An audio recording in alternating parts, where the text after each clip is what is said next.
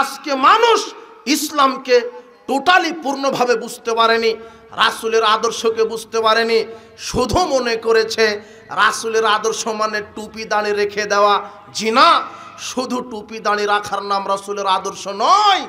আপনি যেই সালাত রসুলের তরিকায় যেই সালাত আদায় করবেন, ওই রসুলের তরিকাতে আপনাকে রাজনীতিও করতে হবে। সালাত কার তরিকায়? রসুলের। আমি মুহাম্মদ সাল্লাল্লাহু আলাইহি সাল্লামের উম্মত, আমি মুনাফিক হব কেন? আমার শেষ নবী, শ্রেষ্ঠ নবী, একজন অভ্রান্ত সত্য নবী, একজন আদর্শবান নবী, যার নাম মুহাম্মদ সাল্লাল্লাহু আলাইহি সাল্লাম। আমি তার নীতিতে সিয়াম রাখব, তার নীতিতে হজ করব, তার নীতিতে ইবাদত করব, তার নীতিতে সালাত আদায় করব। ওই তার নীতিতেই আমাকে রাজনীতিও করতে হবে।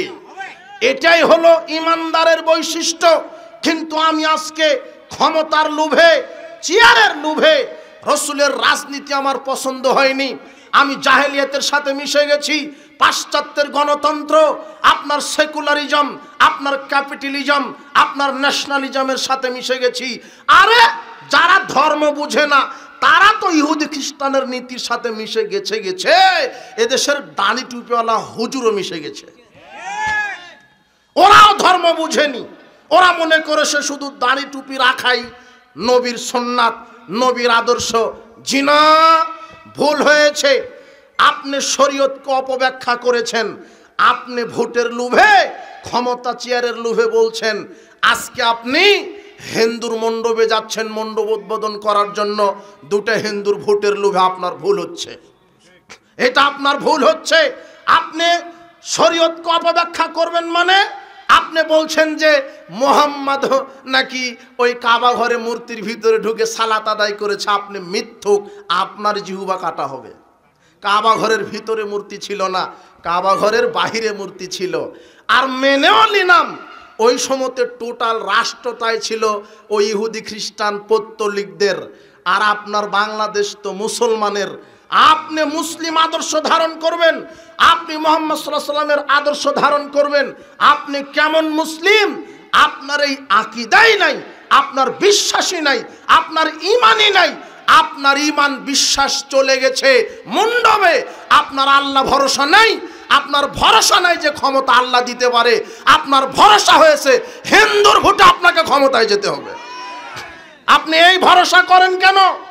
ক্ষমতার মালিক আল্লাহ। আপনি তো ওই রাজনীতি করেন। প্রখ্যাত মুফাসসির, উপমহাদেশের বিশ্বের বাংলা ভাষাভাষীর জন্য প্রখ্যাত বিশ্বনন্দিত মুফাসসির ছিলেন আল্লামা দেলোয়ার হোসেন সাঈদী। তিনিও জামাত ইসলামের আমির ছিলেন। আপনি কোন আমির, আপনি কোন আদর্শে রাজনীতি করছেন? আল্লামা দেলোয়ার হোসেন সাঈদী তিনিও 2 বার এমপি গ্রহণ করেছেন, এমপিত্ব নিয়ে দেশ রাষ্ট্র পরিচালনা করেছেন। তিনি আপনার মতো মণ্ডপে গিয়ে মন্ত্রী হননি। তিনি মণ্ডপে না গিয়ে এমপি হয়েছেন। আপনি কার আদর্শে রাজনীতি করছেন? আপনি এইভাবে আহলে হাদিস মসজিদ ভেঙে দেওয়া হয়, মাদ্রাসা বন্ধ করে দেওয়া হয়, একটা কথা জবান দিয়ে বের হয় না। আর আপনি মন্দির পাহারা দিতে মুসলমানের বাচ্চাকে পাঠান। আপনার শরম, লজ্জা, ঘৃণা হওয়া উচিত আপনার। আশ্চর্য কথা, শিরক বেদাতের অতন্দ্র প্রহরী একজন ব্যক্তি, একজন মুফাসসির ছিল যিনি বলিষ্ঠ কণ্ঠে শিরক বেদাতের বিরুদ্ধে কথা বলেছিলেন, যার নাম আল্লামা দেলোয়ার হোসেন সাঈদী। তিনি বলে গেছেন, তার ভাষা আমি নকল করছি, যেই আলেম মণ্ডপে যায় সে আলেম নামের কলঙ্ক। উনি বলেছেন। ওনার রাজনীতি করেন আপনি। আমি এইভাবে আপনাকে বলতাম না। আহলে হাদিস মসজিদ মাদ্রাসা ভেঙে দেওয়া হচ্ছে, একটা প্রতিবাদ নাই। আর ওই সময় আপনি মন্দির পাহারা দিতে চলে যান। আপনি আপনার ঈমান আগে, আপনার ঈমান আপনার চেয়ার নয়, নেতৃত্ব নয়, আপনি ভোটের লোভে ঈমানকে বিক্রি করে দিয়েছেন। আপনি এই নীতি থেকে আপনাকে ফিরে আসতে হবে। মুসলমান ইহুদি খ্রিস্টানের এই গণতন্ত্র, এই সেকুলার, এই ন্যাশনালিজমের মুখাপেক্ষী হয়ে রাজনীতি করতে চায় না। রাজনীতি করা ফরজ, অবশ্যই করতে হবে। আরে রাজনীতি তো করবে, এদেশের আলেম ওলামায় নেতা হবে, রাজনীতি করা ফরজ, তবে অবশ্যই সেটা হতে হবে মুহাম্মদ সাল্লাল্লাহু আলাইহি সাল্লামের রাজনীতি। বিশ্বাস করেন পৃথিবীর ইতিহাসে সবচেয়ে বড় রাজনীতিবিদ, তার নাম মুহাম্মদ সাল্লাল্লাহু আলাইহি সাল্লাম। আশ্চর্য কথা, আপনার নেতা বলছে হুজুর কেন রাজনীতি করবে? বেটা, হুজুরই রাজনীতি করবে, কেননা রাজনীতির কিতাবই হচ্ছে কোরআন মাজিদ। মানুষ সৃষ্টি করেছে আল্লাহ, আর ওই মানুষ চলবে কি করে আর বিধান দিয়েছেন কে? আল্লাহ। মানুষ সৃষ্টি করেছেন আল্লাহ, মানুষকে বিধান দিয়েছেন আল্লাহ, আল্লাহর বিধানে মানুষকে পরিচালিত হতে হবে। হুজুর দেশের আলেম ওলামায় রাজনীতি করবে, এই জামাত ইসলামী রাজনীতি করবে, সমস্যা নেই, কিন্তু অবশ্যই তাকে রসুলের আদর্শ রাজনীতি করতে হবে। আল্লাহদেরকে কবুল করুন, দোয়া রাখি। কিন্তু কশ্চিনকালেও এই গণতান্ত্রিক পদ্ধতিতে বাংলার জমিনে টোটাল ইসলাম কায়েম হবে না। কেন? ইসলাম একটা নিজস্ব তার আদর্শ আছে, ইসলামের নিজস্ব পাওয়ার আছে। ইসলাম মানবরচিত কোনো বিধানের মতবাদের মোকাপেক্ষী নয়। ইসলাম মানতে হবে সার্বিক জীবনে। সালাতে আল্লাহর বিধান, সালাতে রসুলের তরিকা, রাজনীতিতেও রসুলের তরিকা। শোনেন, পৃথিবীর ইতিহাসে সবচেয়ে বড় রাজনীতিবিদ যার নাম মুহাম্মদ সাল্লাল্লাহু আলাইহি সাল্লাম, পৃথিবীর ইতিহাসে সবচেয়ে বড় অর্থনীতিবিদ, পৃথিবীর ইতিহাসে সবচেয়ে বড় রাষ্ট্রনায়ক, পৃথিবীর ইতিহাসে সবচেয়ে বড় সমাজ সংস্কারক, আকাশের নিচে জমিনের উপরে সবচেয়ে পরহেজগার মানুষ, সবচেয়ে তাকওয়াশীল মানুষ, সবচেয়ে বিনয়ী মানুষ, সবচেয়ে নম্র মানুষ, যার নাম মুহাম্মদ সাল্লাল্লাহু আলাইহি সাল্লাম। যার আদর্শ ছাড়া পৃথিবীতে কোনো আদর্শ নেই, যার নীতি ছাড়া পৃথিবীতে কোনো নীতি নেই, যার আদর্শ ছাড়া পৃথিবীতে কোনো আদর্শ নেই। এই মুহাম্মদ সাল্লাল্লাহু আলাইহি সাল্লামের আদর্শ বাদ দিয়ে যদি আপনি সালাত, সিয়াম, হজ, যাকাত, অর্থনীতি, রাজনীতি করতে যান, বিশ্বাস করেন আপনি কল্যাণ থেকে বঞ্চিত হবেন। আপনাকে মুহাম্মদ সাল্লাল্লাহু আলাইহি সাল্লামের আদর্শে ফিরে যেতে হবে, না হলে আপনি কবরে পরকালে ধরা খেয়ে যাবেন। উপস্থিত বৈঠকের মুসলিম দিনী ভাই বোন, আপনাকে ইসলাম বলতে শুধু মসজিদ মাদ্রাসা ইসলাম নয়, সালাত, সিয়াম, হজ, যাকাতে তো ইসলাম ইসলাম আছে, অর্থনীতিতেও ইসলাম মানতে হবে। শুধু অর্থনীতি বাদ দিতে হবে। আগামীতে যারা ক্ষমতায় যাবে, আমরা ইসলামের নিদর্শন, ইসলামের নীতি হলো নেতার পরিবর্তন নয়, ইসলামের নীতি হলো নীতির পরিবর্তন। নীতির পরিবর্তন করে দিতে হবে। আর ওই নেতা ওই নেতাই থাক, ডক্টর ইউনূস আছে উনিই থাক, কোনো সমস্যা নাই, কিন্তু উনি বলবে আগামীতে যে নেতা হবে সংসদে 300টা সিট, এই 300টা সিটের এমপি মন্ত্রী নেতা হিসেবে বসবে এই দেশের হকপন্থী আলেম ওলামারা, আর সংসদের সংবিধান হবে কোরআন আর হাদিস। আমরা নেতার পরিবর্তন চাই না, নীতির পরিবর্তন চাই। এদেশের নেতৃত্ব দিবে আলেম ওলামা। কোন ঘুষখোর, কোন সাদাবাজ, কোন দুর্নীতিবাজ, কোন লুচ্চা, কোন বেনামাজি, কোন মুশরিক, কোন মদখোর, কোন হারামখোর, কোন লুচ্চা নেতা হওয়ার যোগ্যতা রাখে না। এরা কেন নেতা হবে? নেতা হবে দেশের আলেম। আশ্চর্য কথা, আপনি ঠিক বলছেন আবার কোন কণ্ঠে? একজন মসজিদের 1000 জন মুসল্লির জন্য ইমাম নিয়োগ দেওয়া হয়। ইমামের মাথা থেকে পা পর্যন্ত আপনি দেখেন ডিগ্রি কত বড়, কেরাত কেমন, প্যান্ট টাকনোর উপরে কিনা, দাড়ি চাষে কিনা, দাড়ি আছে কিনা, বউ পর্দায় থাকে কিনা, এত কিছু দেখেন। মাত্র 1000 লোকের ইমামতি করবে। আর আপনি যাকে এমপি বানাবেন ও তো 5 লক্ষ মানুষের নেতা হবে। আপনি কি কোনোদিন দেখেছেন এই এমপি 5 ওয়াক্ত সালাত আদায় করে কিনা, মুখে দাড়ি আছে কিনা, প্যান্ট টাকনোর ওপরে আছে কিনা, আপনার বউ পর্দায় থাকে কিনা, মদ খায় কিনা, গাঁজা খায় কিনা? আপনি এটা দেখেন না। আপনি ছাগলের মতো 500 টাকা দিয়ে বিক্রি হয়ে যে ওযুই জানে না, নামাজ তো বহুদূরের কথা, এমন হারামখোরকে আপনি নেতা বানান আপনি। তাহলে এ সমাজে এসে এ কি সালাত কায়েম করতে পারবে? এ কি জেনা বন্ধ করতে পারবে? ওই নেতাই 1400 জন নারীকে নিয়ে রাত কাটাবে, ওই নেতাই গাঁজা খাবে, ইয়াবার ব্যবসা করবে। আপনি হারামখোর এদেরকে নেতা বানান কেন? আগামীতে বাংলাদেশের নেতৃত্ব দিবে এদেশের হকপন্থী আলেম ওলামা, এরাই হবে নেতা, এরাই হবে এমপি, এরাই হবে মন্ত্রী, আর বাংলাদেশের সংবিধান হবে কোরআন আর হাদিস। আল্লাহ, তুমি এমন একটা অভ্রান্ত সত্য নেতা পাঠাও যে কোরআন সুন্নাহর আদর্শ দিয়ে সারা বাংলাদেশকে শিরক বেদাত আর নির্যাতিত মানুষের পাশে দাঁড়াবে, অন্যায় জুলুম সুদ ঘুষ দুর্নীতি একেবারে মিটিয়ে দিবে, ইসলামের আদর্শে মুহাম্মদ সাল্লাল্লাহু আলাইহি ওয়াসাল্লামের আদর্শে গোটা দেশটাকে আলোকিত করবে। এমন অভ্রান্ত নেতা আল্লাহ তোমার কাছে আমরা ভিক্ষা চাই, তুমি কবুল করো। এমন নেতার পাশে দাঁড়ান। হে যুবক, তুমি যেই নেতার বক্তব্য শুনলে, আরে আজকে শুনেছো তুমি নেতার বক্তব্য, ও কি তোমাকে ওযুর কথা বলেছে, ইমানের কথা বলেছে, সালাতের কথা বলেছে? ওর বক্তব্যে বোঝা যায় তুমি ওর দল করলে গাঁজা খাওয়ার টাকা পাবে, তুমি নারী পাবে, গাড়ি পাবে। তোমার নেতা শুধু তোমাকে দুনিয়া দিতে পারবে, তোমার নেতা পরকাল দিতে পারবে না। তোমার নেতার মুখে ওজুর বক্তব্য নাই, ইমানের বক্তব্য নাই, সালাতের বক্তব্য নাই। তোমার নেতা বলছে আমার দল করো, গাড়ি লাগলে গাড়ি দিব, বাড়ি লাগলে বাড়ি দিব, পদবি লাগলে পদবি দিব। আরে রাস্তাঘাট সোনা দিয়ে মুড়িয়ে দেবো বেটা। রাস্তাঘাট যদি সোনা দিয়ে মুড়িয়ে দেয় 5 পয়সা উপকার হবে না। সারা পৃথিবীর নেতা আপনাকে বানিয়ে দিলে উপকার হবে না যদি আপনার ইমান ঠিক না থাকে। তা আপনি কোন নেতার পিছনে ছুটেন? হারামখোর, বেনামাজি, লুচ্চা, বদমাশ, গাঁজাখোর এমন নেতার পিছনে ছুটে কেন? ও তো জাহান্নামে যাবে, যাবে তোমাকে নিয়ে যাবে। তুমি এমন নেতার পিছনে ছোট যেই নেতা অভ্রান্ত সত্য কথা বলে, চাকরির ভয়ে, জীবনের ভয়ে জাহেলিয়াতের সাথে মিশে যায় না। তোমাকে ওই আলেম সম্পর্কেও আমি আজকে সতর্ক করছি, যেই আলেম চাকরি বাঁচাবার জন্য বেদাতের বিরুদ্ধে কথা বলতে পারে না, বিলায়ের মতো ম্যাও ম্যাও করে সমাজে নেতৃত্ব দেয়, এই আলেমের পা চাটা তুমি বন্ধ করো। বলতে পারে না বেদাতকে বেদাত, বলতে পারে না কুলখানি বেদাত, চেহলাম বেদাত, মানুষ মারা গেলে 40 দিনে 40 খাওয়ানো বেদাত, হালুয়া রুটি বেদাত, ফরজ সালাতের পরে সম্মিলিত মোনাজাত বেদাত, সভা সমিতির পরে, জানাজার পরে, বিবাহের বৈঠকের পরে, ঈদের সালাতের পরে সম্মিলিত মোনাজাত বেদাত। এটা বলতে পারে না কেন? ওর চাকরি চলে যাবে। মাত্র 5000 টাকার কাছে তার ইমানকে সে বিক্রি করে দিয়েছে। এই ইমামের পা চাটবে না।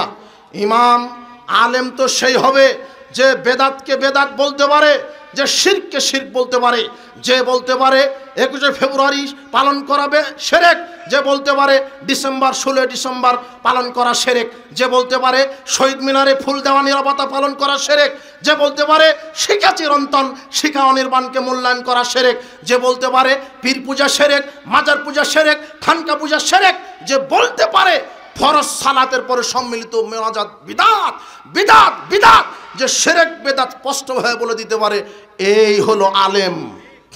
এই আলেমের কথা শোনো।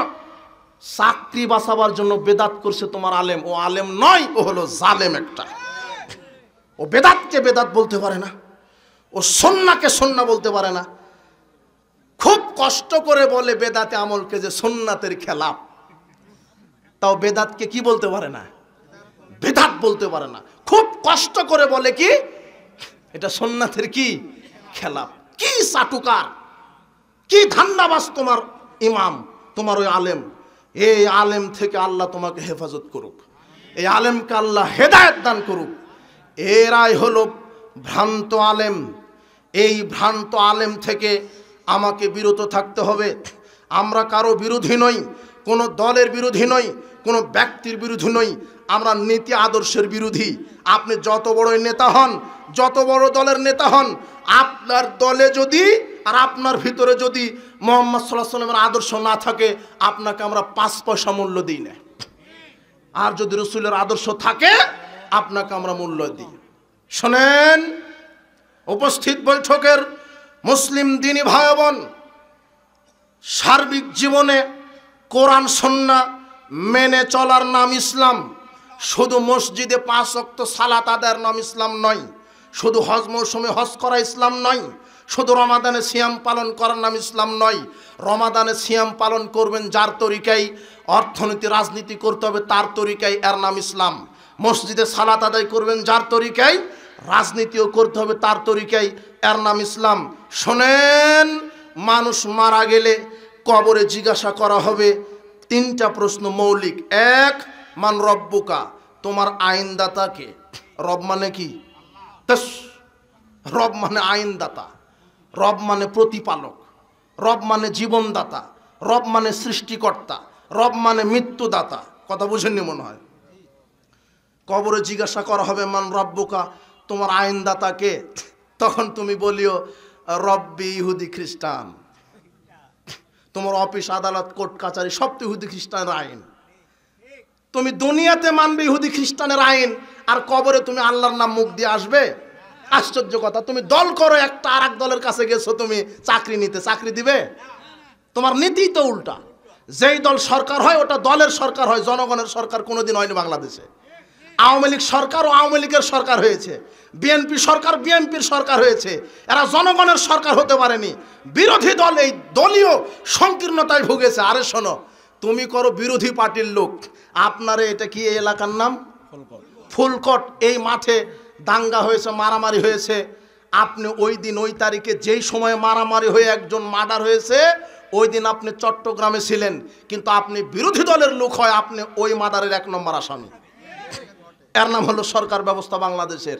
তোমার দাদা 1 শতক জমির উপরে কেস করে গেছে, তুমি বুড়া হয়ে গেছো, তো তোমার এই কোর্ট কাচারি 1 শতক জমির মামলা এখনো মিটাতে পারেনি। এটা হলো দুর্নীতিবাজ বাংলাদেশ। আশ্চর্য কথা। তুমি কোথায় নেতৃত্ব দিতে এসেছো? আশ্চর্য কথা। তুমি কোথায় নেতৃত্ব দাও?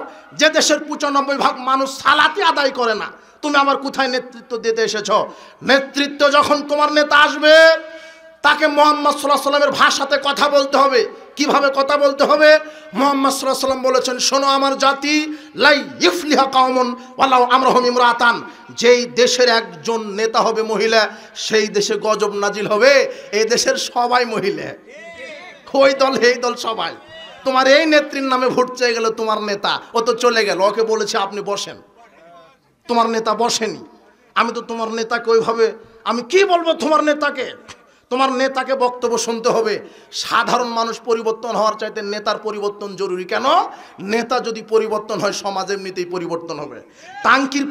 টাঙ্কিতে যদি মরা কুকুর পড়ে থাকে, পরিষ্কার পানি পাবেন না। টাঙ্কি পরিষ্কার করলে পরিষ্কার পানি পাবেন। টাঙ্কি পরিষ্কার করতে হবে। হুজুর পর্দার ওয়াজ করবে মানে পর্দা সংসদে কায়েম করতে হবে। সংসদ থেকে বলে দিবে, শোনেন, আজ থেকে আকেল বালেক প্রত্যেক নারীর পর্দা করা ফরজ। যে মহিলা পর্দা করবে না, তাকে 5 বছর জেলখানায় বন্দী থাকতে হবে। কিসের আমি আপনাকে সালাতের ওয়াজ শোনাবো, বাবাজিরা সালাত আদায় করো? জি না, সংসদ থেকে বলে দেওয়া হবে, কেউ যদি সালাত আদায় না করে তার আজীবন জেল হবে। কিসের আমি আপনাকে মদের বিরুদ্ধে বক্তব্য দিব? সংসদ থেকে বলে দেওয়া হবে, কেউ যদি মদ পান করে প্রথম অবস্থায় 40টা জুতার বাড়ি, দ্বিতীয় অবস্থায় যদি করে 80টা, তৃতীয় অবস্থায় যদি করে তাহলে তাকে 5 বছর জেল। এটা হবে সংসদ থেকে আইন পাস। কেউ যদি চুরি করে তাহলে তার হাত কেটে দেওয়া হবে। শোনো এই যুবক, তোমার নেতা ইসলাম চায় না, যারা নেতৃত্বে আছে তারাই চায় না। কেন? ও যদি ইসলাম চায় তাহলে তোমার নেতারই হাত আগে কাটা হবে। যে দেশে পিয়ন 400 কোটি টাকার মালিক হয়, তাহলে মন্ত্রীর অবস্থা কোথায়? তোমার নেতা ইসলাম চাবে না। কেন? জেনা করলে তাকে পুঁতে মেরে ফেলে দিতে হবে। তোমার নেতাকে আগে পোঁতা লাগবে। ওর 1-2টা নারীর সাথে সম্পর্ক না, শত শত নারীর সাথে সম্পর্ক। তুমি সাবধান হও, ইসলামকে সার্বিক জীবনে মেনে চলো। মৌলিক প্রশ্নই হবে কবরে 3টা, মান রব্বুকা, তোমার আইনদাতাকে। এখন তুমি সমাজে আল্লাহর বিধানই মাননি, তুমি কিভাবে বলবে? তুমি তো মুনাফিক। মা দিনুকা, তোমার দিন কি? তখন তুমি বলবে দিনই ডেমোক্রেসি। আমার দিন ডেমোক্রেসি, গণতন্ত্র। তোমার দিন তো ইসলাম না। মান নাবিউকা, তোমার নবীকে? তখন বলবে নবী আব্রাহাম লিঙ্কন, আমার নবী আব্রাহাম লিঙ্কন। তাই তো, তোমার নীতি আদর্শ তো ইহুদি খ্রিস্টানের। তোমার সমাজের একটা বড় নেতা মারা গেছে, এখন তোমার মসজিদের হুজুর বলছো বিসমিল্লাহ ওয়ালা মিল্লাতে রাসূলিল্লাহ, আল্লাহর নামে রসুলের দলে উঠাই দিলাম। অথচ হারামখুরের মুখে নাই দাড়ি, নিচে প্যান্ট টাকনুর নিচে, পাজামার নিচে, মরা পর্যন্ত সিগারেট বিড়ি গাঁজা খাইছে, ওযুই জানে না, সালাত আদায় করেনি, বেনামাজি। এই হারামখুরকে পোঁতার সময়তে বললে রসুলের দলে উঠাই দিলাম, এই হারামখুরকে রসুল তার দলে নিবে না। রসুলের দল করে মারা যেতে হবে, তাহলে রসুল। আপনাকে তার দলে নিবে। আল্লাহ আপনাকে বোঝার তৌফিক দান করুন। উপস্থিত বৈঠকের মুসলিম দিনী ভাই বোন, সার্বিক জীবনে ইসলাম ভ্রান্ত আলেম থেকে বেঁচে থাকেন।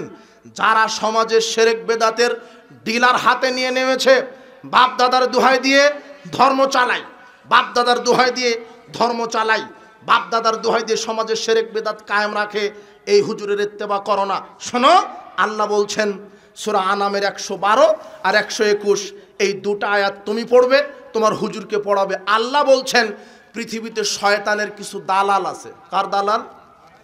শয়তানের দালাল। আর শয়তানের দালালই হচ্ছে এই এক শ্রেণীর এই ভ্রান্ত আলেমেরা। কারা? আলেমেরা। সমাজের শিরক বেদাত তৈরি করেছে ভ্যান চালক, রিক্সা চালক, না টুপি দাঁড়িয়েওয়ালা এরা। আর শয়তান এটা চায় যে আমি শিরকের মাধ্যমে ঈমান নষ্ট করে দিই আর বেদাতের মাধ্যমে আমল নষ্ট করে দিই। তাই সমাজে বেদাতি আমল চালু করেছে এই হুজুরেরাই। আজকে আপনার বগুড়ার একটা মসজিদে সালাত আদায় করলাম, তো অজু করতে বসেছি, এমন সময়তে সামনে অজুর দোয়া লেখা আছে। তো অজুর দোয়া কি? ওখানে লেখা আছে বিসমিল্লাহিল আলিউল আযীম আলহামদুলিল্লাহি ফি দীনিল ইসলাম ওয়াল ইসলামু হাক্কুন ওয়াল কুফরু বাতিলুন। এটা নাকি অজুর দোয়া। আশ্চর্য কথা, আল্লাহর নবী বলছেন মান কাযাবা আলাইয়া মুতাম্মিদান ফালিয়াতাবাউ মাকাদাহু মিনান নার। যে ব্যক্তি আমার নামে কোনো মিথ্যা হাদিস বলবে তার থাকার জায়গা জাহান্নাম। তো এই অজুর দোয়াটা যদি রাসূলের না হয় তাহলে তোমার হুজুরের থাকার জায়গা কোথায়? কথা বুঝেনি মনে হয়।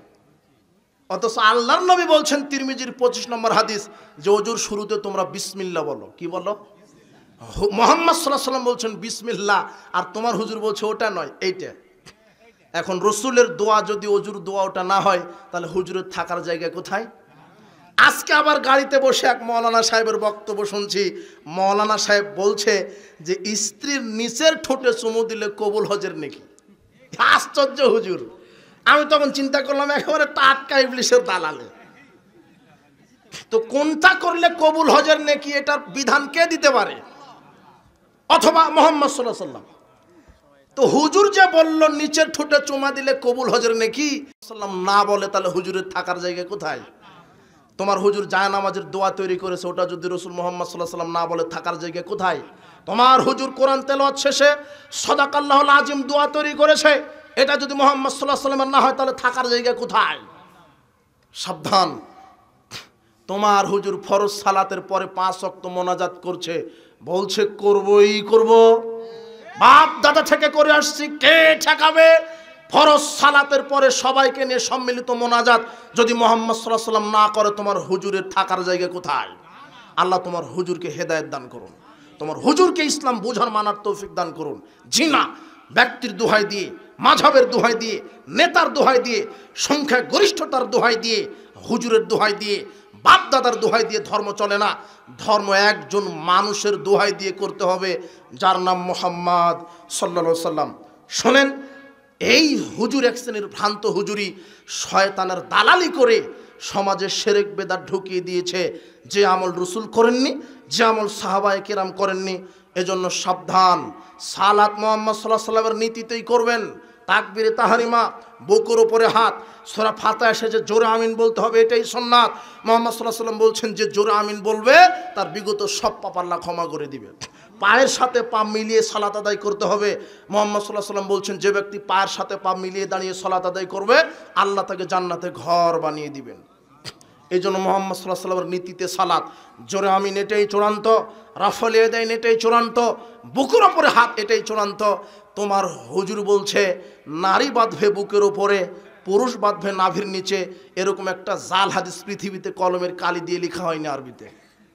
তোমার বগুড়ার সবচেয়ে যে বড় হুজুর তাকে আগামীকাল সকালে ধরো। মাওলানা সাহেব, আমরা যে বাপ দাদা থেকে শুনে আসছি নারী বুকের উপরে আর পুরুষ নাভির নিচে, এই হাদিস আছে কোন কিতাবে? কথা বুঝেছেন? জি না। জায়নামাজের দোয়াটা কোন কিতাবে আছে? মুহাম্মদ সাল্লাল্লাহু আলাইহি ওয়াসাল্লাম থেকে প্রমাণিত কোন হাদিস? সাদাকাল্লাহুল আযীম বলতে হবে কোথায় আছে, আর টপ করে একবার জাগিয়ে একবার নামিয়ে দিতে হবে কোথায় আছে। সালাতের নিয়ত, ও ফজরের এক নিয়ত, জোহরের এক নিয়ত, আসরের এক নিয়ত, জানাজার এক নিয়ত, ঈদাইনের এক নিয়ত, তাহাজ্জুদের এক নিয়ত। এখন সালাত আদায় ও বলছে যে সুবহানাল্লাহ, আমি তো সূরা ফাতিহা শিখতে পারি, নিয়ত মুখস্থর জ্বালায় ও নামাজই পড়ে না। আশ্চর্য কথা। নাওয়াইতু আনুসাল্লি লিল্লাহি তাআলা ফি যুর আরবা রাকা, কি এক নিয়ত মেরে দিল মুখে, যেটা মুহাম্মদ সাল্লাল্লাহু আলাইহি ওয়াসাল্লাম থেকে প্রমাণিত নয়। এটা যদি মুহাম্মদ সাল্লাল্লাহু আলাইহি ওয়াসাল্লাম থেকে প্রমাণিত না হয়, তাহলে তোমার হুজুরের থাকার জায়গা কোথায়? তোমার হুজুর যদি একটা বদনা আবিষ্কার করতো, মানুষ অজু করে উপকৃত হতো। তোমার হুজুর দিন আবিষ্কার করতে গেছে। হুজুরের তো দায়িত্ব দিন আবিষ্কার করা নয়, দিন মানা। দিন আবিষ্কার করবে কে? আল্লাহ। উনি বলে দিবে যে এইটা দিন। তোমার হুজুর বলছে টঙ্গীর মাঠে 1 রাকাত সালাত আদায় করলে 49 কোটি নাকি। আশ্চর্য কথা। তোমার হুজুরকে জিজ্ঞাসা করা হলো মক্কা মদিনা থেকে কেন আসে টঙ্গীতে, তখন তোমার হুজুর বলছে আরে দাওয়াতে তাবলীগ বইয়ে লেখা আছে 85 পৃষ্ঠাতে। তখন তোমার হুজুর জবাব দিচ্ছে কাবা ঘরে 1 রাকাত পড়লে 1 লক্ষ গুণ সওয়াব, আর ওই 1 রাকাতই টঙ্গীর মাঠে পড়লে 49 কোটি গুণ সওয়াব। কি হুজুর বাবা, আশ্চর্য হুজুর তোমার। কাবা ঘর কোথায় আর কোথায় টঙ্গীর মাঠ? ওখানে মানুষ পেশাব পায়খানা করে রাখে। আর কাবা ঘর মানে পৃথিবীর সব নবী রাসূল এসেছেন যেখানে, তওয়াফ করেছেন যেখানে। আরে টঙ্গীর মাঠে কেন? কাবা ঘর 100 বার তওয়াফ করলে হজ হবে না। 1 সেকেন্ডের জন্য হলো আরাফার মাঠে না যাওয়া পর্যন্ত। যেখানে আরাফাতে না গেলে হজ হয় না, আপনার টঙ্গীর মাঠে গেলে হজ হয়। মানে এই হুজুরের জিহুবা আর মাথা ফাটানো হবে ইনশাআল্লাহ। সাবধান, এই মিথ্যা ফজিলতের ধোকাতে আপনি পা দিবেন না। আপনার হুজুর ভেজালে আমল, সহি ভেজালে আমল। 858 পৃষ্ঠাতে লিখছেন, আব্দুল্লাহ ইবনে জুবাইরকে বললেন যে তুমি আমার মরা রক্ত পুঁতে দাও। তা আব্দুল্লাহ ইবনে জুবাইর ওই একটু ঘুরে এসে বলছেন, আল্লাহ নবী বলছেন যে তুমি কি করলে আমার মরা রক্ত? আল্লাহ নবী খেয়ে ফেলেছি। আচ্ছা ঠিক আছে, আমার রক্ত যার পেটে যাবে জাহান্নামের আগুন হারাম। যদিও হাদিস জাল, একেবারে মিথ্যা। তো ভেজাল আমলের লেখক জাকারিয়া আবার নিজের পক্ষ থেকে লিখছে যে যেহেতু রক্ত খাওয়া জায়েজ, তাই মুহাম্মদ সাল্লাল্লাহু আলাইহি ওয়াসাল্লাম পেশাব পায়খানা খাওয়াও জায়েজ। ওটা ভেজাল আমলে লেখা আছে, সকালে খুলে দেখবেন 858 পৃষ্ঠাতে। বগুড়াতে যেখানে যান একটা লাইব্রেরিতে গিয়ে বলবেন যে দেখি ফাজাইল আমল নিয়েই 858 পৃষ্ঠা খুলে দেখবেন, একেবারে শেষ লাইনে লেখা আছে রাসূলের পেশাব পায়খানা জায়েজ। এটা থেকেই তোমার এদেশের ওই পীর আর মুরিদ এরা দলিল খুঁজে পেয়েছে যে পীরের পেশাব পায়খানাও জায়েজ, খেলেই বরকত। রসুলেরটা যদি চলে তো পীরেরা তো রসুলের ওয়ারিস, উত্তরসূরি, কাজেই পীরেরটাও যাবে। পানের পিক ফেলতে দেয় না, পানের পিকটা নিয়ে গায়ে মাখছে বরকতের আশায়। ওই ভেজাল আমলে লেখা আছে যে আদম আলাইহিস সালাম 1000 বার হজ করতে গেছেন, অথচ আদম আলাইহিস সালাম বেঁচে ছিলেন 960 বছর। তো 960 বছরে 1000 বার কিভাবে হজ করে? হজ তো বছরে একবার। কথা বুঝেননি মোটা? ওখানে লেখা আছে একবার সুবহানাল্লাহ বলে 49 কোটি গুণ নেকি লেখা হয়। এদের ব্যাগে, এদের মেম্বারে পাবেন ফাজাইল আমল, কিন্তু কোরআন আর হাদিস পাবেন না। এদের মাথা ঝালাই করে দেওয়া হয়েছে। এইসব ভ্রান্ত হুজুর থেকে বিরত থাকেন, কোরআন সুন্নাহ অনুযায়ী জীবন চালান। আল্লাহ আপনাকে তৌফিক দান করুন। শুনেন, কোরআন এবং সহিহ হাদিস মেনে চলতে হবে, এটাই চূড়ান্ত। আজকে কোরআন এবং সহিহ হাদিস মানার কারণে, হক কথা বলার কারণে আহলে হাদিস ভাইদেরকে, যুবকদেরকে, বোনদেরকে মসজিদ মাদ্রাসা থেকে বের করে দেওয়া হয়। জোরে আমিন বলার কারণে মসজিদ থেকে বাহির করে দেওয়া হয়। আউয়াল ওয়াক্তে সালাত আদায় করা আজান দেয়, মসজিদগুলি বাড়িয়ে ভেঙে দেওয়া হয়। কি ক্ষমতা! জোরে আমিন বলে এটা অপরাধ, রাফল আদান করে এটা অপরাধ, আউয়াল ওয়াক্তে সালাত আদায় করে এটা অপরাধ, পায়ের সাথে পা মিলিয়ে দাঁড়ায় এটা অপরাধ, 12 তাকবীরদের সালাত আদায় করে এটা অপরাধ। এই অপরাধে এরা আহলে হাদিস মসজিদ ভাঙে। মাওলানা সাহেব, বেদাতিরা এত ভয়ঙ্কর, বেদাতিরা এত খারাপ, এরা যদি সুযোগ পায় কাবা ঘরও ভেঙে দিবে। এরা কাবা ঘরে জোরে আমিন হয়, কাবা ঘরে পায়ের সাথে পা মিলানো হয়, কাবা ঘরে 12 তাকবীরদের সালাত হয়, কাবা ঘরে আউয়াল ওয়াক্তে সালাত হয়। কথা বুঝেননি মনে হয়? এই অপরাধেই তো আমাদের প্রোগ্রাম বন্ধ করে, এটাই তো অপরাধ। তো এই অপরাধে যদি এরা বাংলাদেশে মসজিদ ভাঙে, তারা কাবা ঘর ভেঙে দিবে না? তোমার হুজুর বলছে আহলে হাদিসেরা মসজিদে নারীকে নিয়ে যায় ভোগ করার জন্য, অথচ মুহাম্মদ সাল্লাল্লাহু আলাইহি ওয়াসাল্লাম বলছেন যে স্ত্রী যদি মসজিদে গিয়ে সালাত আদায়ের অনুমতি চায়, বাধা দিও না। ওরা আমাদেরকে মিথ্যা অপবাদ দেয় আমরা নাকি মসজিদে ভোগ করার জন্য নিয়ে যাই, কিন্তু ওরা ঠিকই মসজিদে হিল্লা করে ছেড়ে দেয়, একেবারে হিল্লা মসজিদে করে দেয়। কথা বুঝেননি মনে হয়? সাবধান, এই ভ্রান্ত আমল থেকে সাবধান। আহলে হাদিস একটা মসজিদ ভাঙবেন, 100টা মসজিদ আল্লাহ প্রতিষ্ঠা করে দিবেন ইনশাআল্লাহ। একটা মাদ্রাসা ভাঙবেন, 100টা মাদ্রাসা প্রতিষ্ঠা করবেন। আর আহলে হাদিস হলো আতরের ডিব্বার মতো। আতরের ডিব্বায় আঘাত করলে যেমন সুঘ্রাণ সারা পৃথিবী ছড়িয়ে যায়, একজন আহলে হাদিস আলেমকে যদি আপনি বাধা দেন, হাজারো আহলে হাদিস আলেম সারা বিশ্বময় শিরক বিদআতের বিরুদ্ধে কথা বলার জন্য ছড়িয়ে যাবে ইনশাআল্লাহ। আপনি বাধা দিতে পারবেন না। এই জন্য সর্বশেষ হাদিস, যে কোনো মূল্যে কোরআন সুন্নাহর উপরে কায়েম থাকবেন। ইন্না মিন ওয়ারাইকুম জামানা সাবরিন লিল মুতামাসসিকি আজরি খামসিনা শাহিদাম মিনকুম। আল্লাহ নবী বলছেন, শেষ জামানার লোকেরা ধৈর্য ধারণ করবে। এই সাহাবীরা শোনো, শেষ জামানায় আমার সুন্নাহকে মানতে অত্যাচারিত হবে মানুষ। ওই সময়তে যারা ধৈর্যের উপরে কায়েম থেকে আমার একটা সুন্নাতকে আঁকড়ে ধরবে, আল্লাহ তাদেরকে 50 জন শহীদদের সমান নেকি দান করবেন। যে কোনো মূল্যে রসুলের আদর্শ। সালাতে কার আদর্শ? রাজনীতিতে কার আদর্শ? মনে থাকবে? ওই ভোট কেন্দ্রে যাবেন না 500 টাকাতে বিক্রি হয়ে, খবরদার, সাবধান। এই গণতন্ত্রকে সাপোর্ট করবেন না। গণতন্ত্র কুফরি। গণতন্ত্রের জনক মানুষ, আর ইসলাম হলো আল্লাহ প্রদত্ত। গণতন্ত্রে মানুষের বিধান চূড়ান্ত, আর ইসলামে আল্লাহর বিধান চূড়ান্ত। গণতন্ত্রে সকল ক্ষমতার উৎস জনগণ, আর ইসলামে ক্ষমতার উৎস আল্লাহ। গণতন্ত্রের বিধান পরিবর্তনশীল, আর আল্লাহর বিধান অপরিবর্তনশীল। ইয়াকুমুল লাইল, শোনো, দুইজনের মধ্যে শ্রেষ্ঠ হলো ওই ব্যক্তি, ওই আলেম, যেই আলেম নিজে শুধু ফরজ সালাত আদায় করে, এরপরে মানুষকে দ্বীনের জ্ঞান শিক্ষা দেয়। ওই ব্যক্তির চেয়ে আলেমের মর্যাদা বেশি। কোন ব্যক্তি? যে শুধু ইবাদত করে বেড়ায়, দিন রাত সালাত সিয়াম আদায় করে, কিন্তু মানুষকে দ্বীনের শিক্ষা দেয় না। এই ব্যক্তির চেয়ে ওই আলেমের মর্যাদা বেশি। শোনো সাহাবীগণ, কেমন মর্যাদা বেশি আলেমের? কাফাজলি আলা আদনাকুম, তোমাদের উপরে আমি মুহাম্মদ সাল্লাল্লাহু আলাইহি সাল্লাম নবী হিসেবে যেমন মর্যাদা, সারা পৃথিবীর সাধারণ মানুষের উপরে আলেমের তেমন মর্যাদা।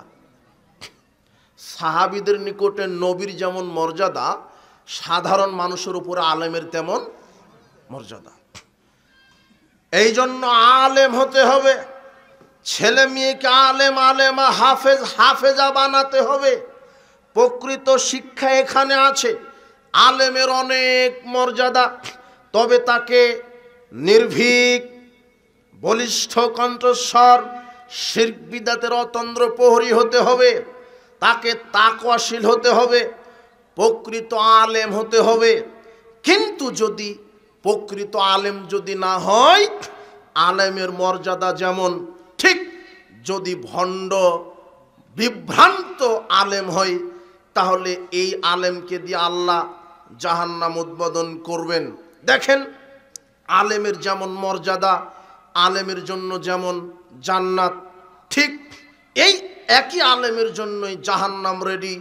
যদি আলেম আলেমগিরি করতে গিয়ে জালিয়াতি করে, কোরআন সুন্নাহর অপব্যাখ্যা সমাজে দেয়, মুহাম্মদ সাল্লাল্লাহু আলাইহি সাল্লামের সুন্নাহর অপব্যাখ্যা করে, তাহলে এই আলেম হবে বিদাতি আলেম। যদি আল্লাহর হকের সাথে অন্য কারো হককে মিশ্রিত করে দেয়, এ হবে মুশরিক আলেম। যা আপনি দেখতে পাচ্ছেন এদেশের পাক ভারত উপমহাদেশে দেখছেন, খানকা, মাজার, ওরস, দরগা, গাছ, পাথর, এগুলিতে যে পাগড়িওয়ালা, দাড়িওয়ালা, টুপিওয়ালা যে হুজুর বসে আছে, এ হলো মুশরিকি হুজুর। এই হুজুর দিয়ে জাহান্নাম উদ্বোধন হবে। এরপরে সমাজে যত বেদাত দেখতে পাচ্ছেন, যা মুহাম্মদ সাল্লাল্লাহু আলাইহি সাল্লাম করেননি, এই বেদাতকে প্রতিষ্ঠা করতে গিয়ে যদি আলেম বেদাতের ডিলার হাতে নিয়ে সমাজে মুহাম্মদ সাল্লাল্লাহু আলাইহি সাল্লামের সুন্নাহর উল্টা কিছু কায়েম রাখে, এই আলেমকে দিয়ে জাহান্নাম উদ্বোধন হবে। আল্লাহ বলছেন, ইয়া আইয়ুহাল্লাযীনা আমানু, হে বিশ্বাসীগণ, লিমা তাকুলুনা মা লা তাফআলুন, তোমরা এমন কথা কেন বলো যা নিজেরাই করো না। কাবুরা মাকতান ইনদাল্লাহ আন তাকুলু মা লা তাফআলুন, আল্লাহর নিকটে এটা অতীব ঘৃণিত। আল্লাহর নিকটে এটা অতীব ঘৃণিত। কি ঘৃণিত? যে তোমরা মুখে বলো এক, কর্মে করো আরাক। যে আলেম মুখে বলে এক, কর্ম করে আরাক, এই আলেমের পরিণাম জাহান্নাম। আনাস রাদিয়াল্লাহু আনহু বলছেন, রাআইতু লাইলাতা উসরিয়া বিরিজালান, আমাকে মেরাজের রাত্রে কিছু ঘটনা দৃশ্য দেখানো হলো। আমি দেখলাম তুকরাজু শিফাহুম বিমাকারি জামিনান নার, কিছু মানুষের জিহুবা আগুনের কেচি দ্বারা কেটে দেওয়া হচ্ছে। বলতো মান হাওলায় জিবরিল, আমি বললাম জিবরাইল, কোন ব্যক্তির জিহুবা আগুনের কেচি দ্বারা কেটে দেওয়া হচ্ছে? তখন জিবরাইল বলছেন হাওলায় খুদবাউ মিন উম্মাতিক, এরা হলো আপনার উম্মতের যারা বক্তা, যারা আলেম, যারা বক্তব্য দিয়ে বেড়াতো, যারা বক্তা, বক্তার জিহুবা আগুনের কেচি দ্বারা কেটে দেওয়া হচ্ছে। আল্লাযীনা ইয়া'মুরুনা আন-নাসা বিল বিররি ওয়া ইয়ানসাউনা আনফুসাহুম, যারা মানুষকে ভালো কাজের কথা বলতো, নিজেরাই ভালো কাজ থেকে দূরে থাকতো। ওয়া হুম ইয়াতলুনাল কিতাব, যারা কোরআন হাদিসও পড়তো। ওয়া হুম ইয়াকিলুন, কিন্তু চিন্তা ভাবনা করে জাতির সামনে কথা বলতো না। চাকরি বাঁচানোর জন্য, সমাজে প্রভাব খাটানোর জন্য বাপ দাদার দোহাই দিয়ে শিরক বিদাতের উপরেই কর্তৃত্ব কায়েম করতে চেয়েছিল। এই আলেম বক্তাদের জিহুবা আল্লাহ আগুনের কেচি দ্বারা কেটে দিবেন। আবু হুরায়রা রাদিয়াল্লাহু আনহু বলছেন, রাসূল সাল্লাল্লাহু আলাইহি ওয়াসাল্লাম বলেছেন, ইন্না আওলান নাসে ইগজা আলাইহি ইয়াউমাল কিয়ামাহ, বিচারের মাঠে তিন শ্রেণীর মানুষকে দিয়ে আল্লাহ জাহান্নাম উদ্বোধন করবেন। তার এক, রাজুলুন উস্তুশহিদা, প্রথম যেই ব্যক্তি সে হবে শহীদ।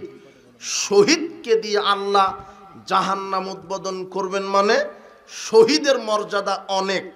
আলেমের মর্যাদা যেমন, ঠিক শহীদের মর্যাদা এরকম। শহীদের অনেক মর্যাদা। আলেমের মর্যাদা থাকার পরেও কিছু আলেম জাহান্নামে চলে যাবে। শহীদদের মর্যাদা থাকার পরেও অনেক শহীদ জাহান্নামে চলে যাবে। দেখেন মেকদাম বিন মাদি কারিব রাদিয়াল্লাহু আনহু তিনি বলছেন, আল্লাহর নবী বলেছেন, লিশাহিদে ইনদাল্লাহি সিত্তু খিসালিন, আল্লাহর নিকটে শহীদদের জন্য 6টা পুরস্কার রয়েছে। যে ব্যক্তি শহীদ, আল্লাহর নিকটে তার জন্য 6টা পুরস্কার রয়েছে। এক, ইউগফারু লাহু ফি আউয়ালি দাফআতিন, শহীদকে তার শরীর থেকে রক্তের প্রথম ফোঁটা মাটিতে ঝরার সাথে সাথেই তার পূর্বেই আল্লাহ শহীদদের সব পাপ ক্ষমা করে দেন। ওয়ুরামা কাদাহু মিনাল জান্নাহ, আর তাকে জান্নাতে থাকার জায়গা আল্লাহ দেখিয়ে দেন। দুই, ইউজারু মিন আযাবিল কবরে, শহীদকে আল্লাহ কবরের আযাব থেকে বাঁচিয়ে দেন। ওয়ায়ামানু মিন ফাজিল আকবার, তিন, কিয়ামতের বিভীষিকাময় আযাব থেকে শহীদকে বাঁচিয়ে দেন। চার, ইউযাউ আলা রাসিহি তাজুল ওয়াকারিল ইয়াকুতাতি মিনহা খায়রুম মিনাদ দুনিয়া ওয়া মা ফিহা, শহীদকে আল্লাহ এমন একটা ইয়াকুত মিশ্রিত মুকুট পরিয়ে দিবেন যাতে থাকবে ইয়াকুত মণি মুক্তা, সেটা দুনিয়া এবং দুনিয়ার ভিতরে যা আছে এর চাইতে দামি হবে। এই মুকুট শহীদকে আল্লাহ পরিয়ে দিবেন। চার, পাঁচ, ইউজাউযু সিনতাইনা সাবিনা যাওজাতাম মিনাল হুরিল আইন, শহীদকে আল্লাহ 70 জন সুন্দরী নারীর সাথে 72 জন সুন্দরী নারীর সাথে বিবাহ দিয়ে দিবেন। যা অন্য কোনো জান্নাতি, সাধারণ জান্নাতি যারা, তাদের জন্য 2টা থাকবে বিশেষ, আর যারা শহীদ তাদের জন্য বিশেষ থাকবে 72টি সুন্দরী নারী, তাদের সাথে আল্লাহ বিবাহ দিয়ে দিবেন। 6, ইউশাফাউ ফি 70 মিন আকরাবাইহি, 70 জনার সুপারিশের ব্যাপারে শহীদকে আল্লাহ ক্ষমতা দিবেন। আল্লাহ বলবেন, শোনো, তোমার নিকট আত্মীয় যারা 70 জন জাহান্নামে চলে গেছে, আমি তোমাকে সুপারিশের ক্ষমতা দিলাম।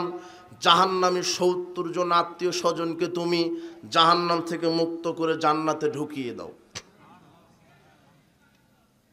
যেই শহীদ নিজে তো জান্নাতে যাবে, আত্মীয় স্বজনকে সুপারিশ করে জান্নাতে নিয়ে যাবে, কিন্তু এরকম শহীদকে দিয়ে আল্লাহ জাহান্নাম উদ্বোধন করবেন। কি কারণে? কোনো কারণ তো আছে। আলেমের এত মর্যাদা, অথচ আলেম দিয়ে জাহান্নাম, শহীদের এত মর্যাদা, শহীদ দিয়েই জাহান্নাম উদ্বোধন। তার নিয়তে গন্ডগোল ছিল। আল্লাহ বিচারের মাঠে শহীদকে আল্লাহর কাঠগড়াটে ডেকে বলবেন যে মা আমিলতা ফিহা, তুমি আমার জন্য কি আমল করেছো বলো, তোমাকে শক্তি সামর্থ্য দিয়েছিলাম। তখন শহীদ বলবে আল্লাহ কতালতু ফিক, আপনার জন্য লড়েছি, জিহাদ করেছি, হাত্তা উস্তুশহিদতু, অবশেষে আমি শহীদ হয়েছি। তখন আল্লাহ বলবেন কাযাবতা, তুমি মিথ্যা বলছো, ওয়ালাকিন্নাকা, বরং তুমি এই জন্য জিহাদের মাঠে জিহাদ করে শহীদ হয়েছো লিইউকালা জারিউন, যাতে মানুষ তোমাকে বড় বাহাদুর বলে, মুক্তিযোদ্ধা বলে। এই নিয়ত ছিল, মানুষ যাতে তোমাকে মুক্তিযোদ্ধা বলে, বাহাদুর বলে, এই জন্য তুমি মাঠে লড়েছো, মানুষ তোমাকে নিয়ে সুনাম করবে। আসলে তো তুমি আমাকে সন্তুষ্ট করার জন্য জিহাদ করনি। সুম্মা বিহি ফাসহিব আলা ওয়াজহি হাত্তা উলকিয়া ফিন্নার। আল্লাহ ফেরেশতাদেরকে বলবেন, ফেরেশতারা এই শহীদকে উপর মুখে করে টানতে টানতে জাহান্নামে নিক্ষেপ করো। এই যে দেখেন, শহীদকে দিয়ে জাহান্নাম উদ্বোধন হবে। এরপরে দ্বিতীয় যে ব্যক্তি, অরাজুলুন আল্লামাহুল্লাহুল কোরআন, ওই ব্যক্তি হলো কোরআনের উপরে আলেম, ডিগ্রি নিয়েছে। অরাজুলুন আল্লামাহুল্লাহুল কোরআন ওয়াল্লামুহু, সে নিজে কোরআন শিখেছে, সে কোরআন তেলাওয়াত করে। ফাউতিয়া বিফা আরাফাউ নেমাহু, আল্লাহ তাকে কাঠগড়াটে ডেকে বলবেন ফিমা আমিলতা ফিহা, তুমি কি আমল করেছো, তুমি কি আমল করেছো বলো। আলেমকে জিজ্ঞাসা করবেন। তখন আলেম মানুষ বলবে আল্লাহ তাআল্লামতুল ইলমা ওয়াল্লামতুহু, আমি নিজে কোরআন শিখেছি, আর একজনকে শিখিয়েছি। ও কারাতু ফিকাল কোরআন, আপনার জন্য কোরআন তেলাওয়াত করেছি। আলেম এবং হাফেজ দুজনকেই ডাকবেন। হাফেজকে বলবেন তুমি কি করেছ। হাফেজ সাহেব বলবে যে আমি তো কোরআনের খুব বড় কারি ছিলাম। আর আলেম বলবে আমি কোরআন নিজে শিখেছি, অপরজনকে শিখিয়েছি। তখন আল্লাহ বলবেন কাযাবতা, তুমি মিথ্যা বলছো, লিউকালা ইন্নাকা আলেম, তুমি দুনিয়াতে আলেমগিরি করেছ, মানুষ যাতে তোমাকে বড় আলেম বলে, মানুষ যাতে তোমাকে বড় বক্তা বলে। নিয়ত এটা ছিল, আসলে আমার সন্তুষ্ট ছিল না। আর কারি সাহেবকে বলবেন তুমি যে এত সুন্দর করে কোরআন তেলাওয়াত করেছ, মানুষ যাতে তোমাকে কারি বলে, ফাকাত কিলা, তোমাকে বলা হয়েছিল কারি। তখন আল্লাহ ফেরেশতাদেরকে বলবেন এই হাফেজ আর আলেমকে ধরো, আর উপর মুখে করে টানতে টানতে জাহান্নামে নিক্ষেপ করো। আলেমকে দিয়ে হাফেজকে দিয়ে জাহান্নাম উদ্বোধন। একটু আগে যে শুনলেন আলেমের এত মর্যাদা, হাফেজের এত মর্যাদা, কিন্তু এক শ্রেণীর আলেম আর হাফেজকে আল্লাহ কোথায় দিবেন? যদি নিয়ত ঠিক না থাকে আর আমল ঠিক না থাকে।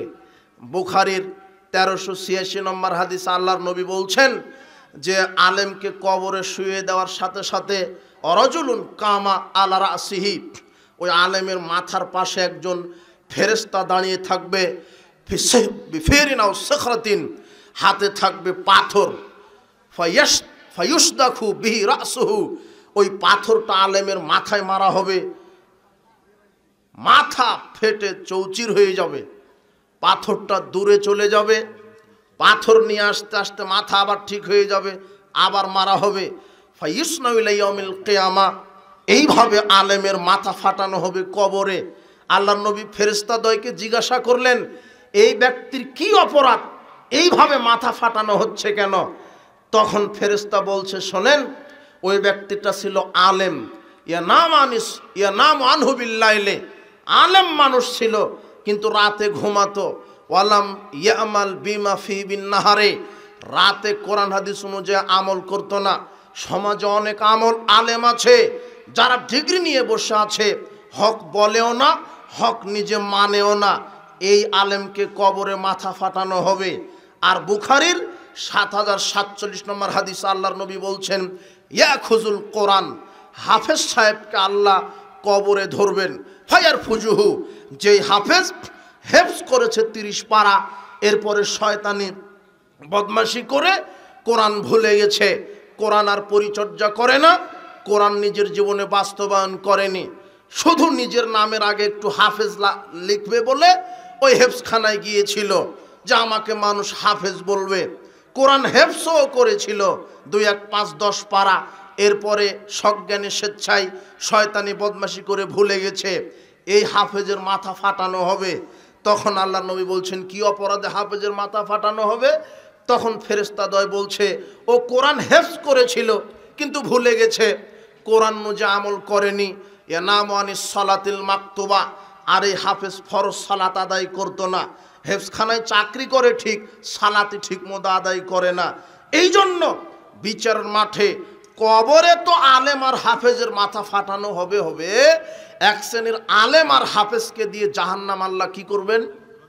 উদ্বোধন করবেন। ওসামা বিন জায়েদ রাদিয়াল্লাহু আনহু বলছেন, রাসূল সাল্লাল্লাহু আলাইহি ওয়াসাল্লাম বলেছেন, ইউজাউ বির রাজুলি ইয়াউমাল কিয়ামা হাত্তা ইউলকিয়া ফিন নার, কিয়ামতের মাঠে একজন ব্যক্তিকে আনা হবে, তাকে জাহান্নামে নিক্ষেপ করা হবে। ফাতান দালিকু আফতাবু ফিন নার, জাহান্নামে দেওয়ার সাথে সাথে পেটের নাড়ি ভুঁড়ি বের হয়ে যাবে। ফায়ুদহানু ফিহা, ওই নাড়ির চতুর্দিকে ঘুরতে থাকবে।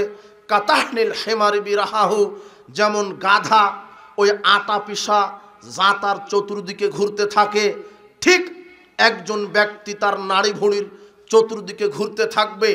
ফায়াস্তামি আহলুন নারু আলাইহি, ওই ব্যক্তির নিকটে জাহান্নামীরা সব একত্রিত হবে। ফায়াকুলুনা, জাহান্নামীরা বলবে, আয়া ফুলান মা শানুকা, হে অমুক, আপনার কেন এই অবস্থা? আনতা তামুরনা বিল মারুফ ওয়া তানহানা আনিল মুনকার, আপনি না অনেক বড় আলেম ছিলেন, মানুষকে ভালো বক্তব্য দিতেন, বক্তব্য শোনাতেন, কিন্তু আপনার এই অবস্থা কেন? ভালো কাজের আদেশ করতেন, মন্দ কাজের নিষেধ করতেন, কিন্তু আপনি তো আলেম মানুষ, আপনার জাহান্নামে আসার কি কারণ হলো?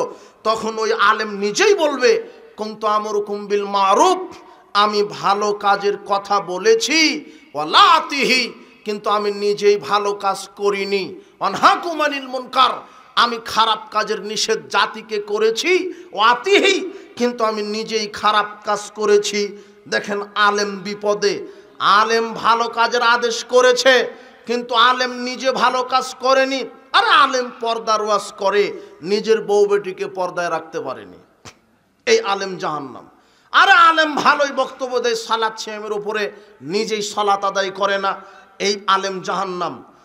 আলেম খারাপ কাজের নিষেধ করে, আলেম বলে খারাপ কাজের নিষেধ, বাবা তোমরা খারাপ কাজ করো না, সুদ খাও না, ঘুষ খাও না, দুর্নীতি করো না, মদ পান করো না, এটা আলেম বলে। কিন্তু যে বলে সেই ঘুষ খেয়েছে, সেই সুদ খায়, যে বলে মদ পান করো না, ওই আলেমই জর্দা দিয়ে পান খায়। ও নিজেই বলে মদ পান করো না, কিন্তু এই জানা নাই যে জর্দাই হলো মদ, ও আলেমের জানা নাই। জানবে কি করে? এমনিতে আনাকুম জানাকুম পড়েছে, কোরআন হেফজ করে, খতম দেয় আর খায়, কোরআনের সঠিক জ্ঞান নেই। এই আলেম জানবে কি করে যে জর্দা খাওয়া হারাম? জর্দা যে মদ, জর্দা যে মদ, বিড়ি সিগারেট, জর্দা, ইয়াবা, গোল, ফেন্সিডিল যা আছে এর ভিতরে মাদকতা আছে। আল্লাহ বলছেন ইন্নামাল খামরু, আমি মদ হারাম করে দিলাম। কোরআন হাদিসে মদের নির্ধারিত নাম নেই, কোরআনে বলা নেই জর্দা হারাম, কোরআনে বলা নেই বিড়ি সিগারেট হারাম, কোরআনে বলা হয়নি ইয়াবা, গুল, ফেন্সিডিল হারাম। কোরআনে শুধু আল্লাহ বলেছেন মদ হারাম। মদ কি জিনিস? এখন আল্লাহর নবী বলছেন, সংজ্ঞা দিচ্ছেন মাদকের, মা আসকারা কাসিরুহু ফাকালিলুহু হারাম, যেটা বেশি পরিমাণ খেলে মানুষ মাতলামি করে, তার অল্প খাওয়াটা হারাম। এই জন্য আপনি তো জর্দা খান পানের সাথে 1 গ্রাম 2 গ্রাম, তাই আপনি বুঝতে পারেন না। অথচ যে 1 গ্রাম জর্দা দিয়ে পান খাচ্ছে, ওই হুজুরকে আপনি 100-150 গ্রাম জর্দা খাইয়ে দেখেন, হুজুরা সূরা ফাতিহা তেলাওয়াত করতে পারবে না। যেটা বেশি খেলে মানুষ পাগলামি করে, তার অল্পটা হারাম। এই জন্যই বলছি জর্দা হারাম, এর ভিতরে মাদক রয়েছে। যারা জর্দা খায়, পানের সাথে খায়, তারা চিবিয়ে খায়, আর যারা বিড়ি সিগারেট খায় তারা আগুন দিয়ে পুড়িয়ে খায়। অথচ বস্তুটা একই, বস্তু একই।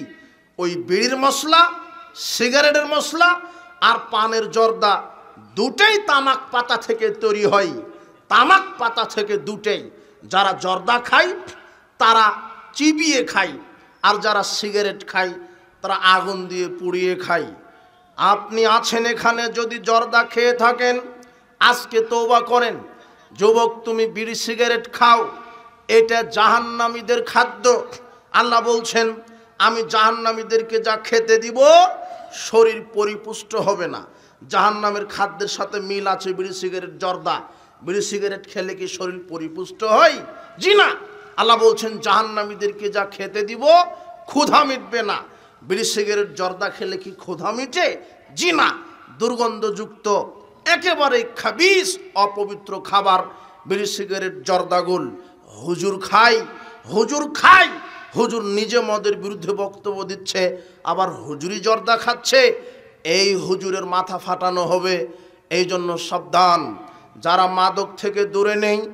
এই মাদক হারাম, আর হারামখোর এই দেহ জান্নাতে যাবে না।